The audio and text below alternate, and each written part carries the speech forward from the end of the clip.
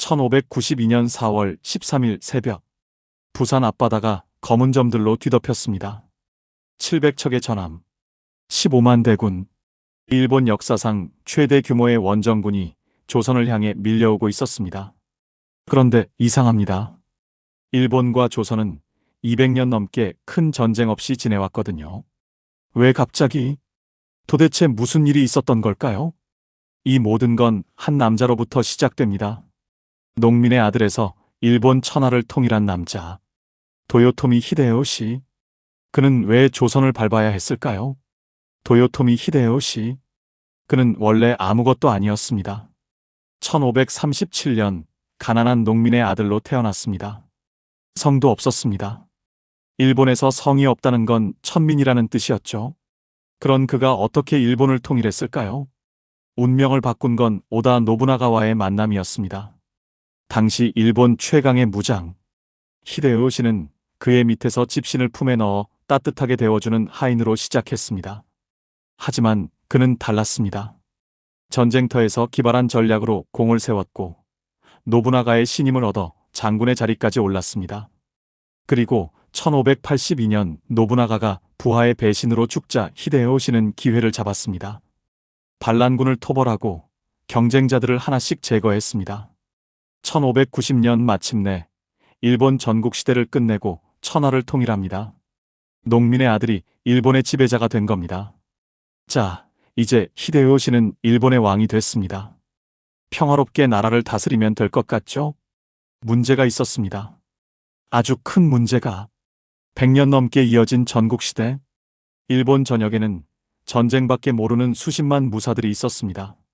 사무라이들이죠. 전쟁이 끝나자 이들은 할 일이 없어졌습니다.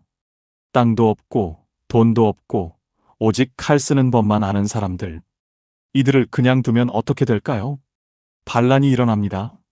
히데요시 본인도 그렇게 권력을 잡았으니까요.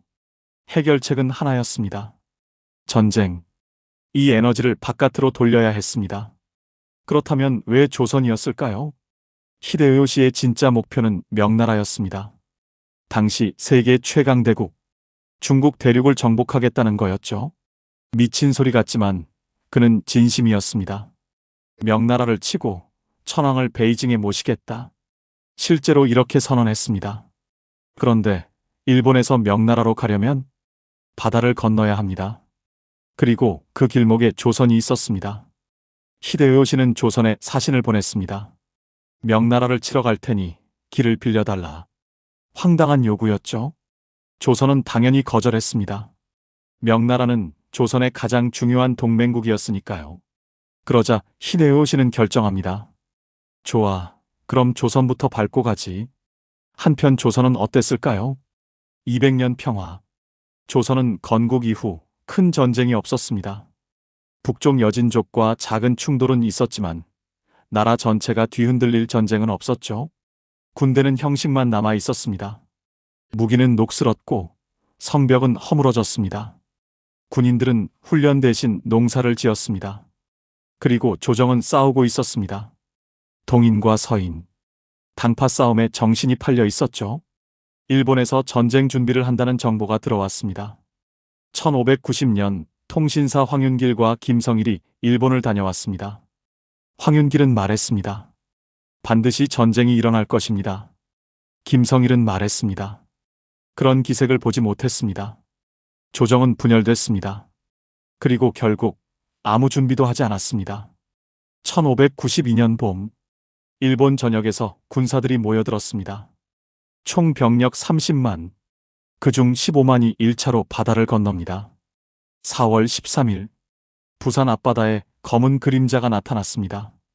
조선의 200년 평화가 끝나는 순간이었습니다.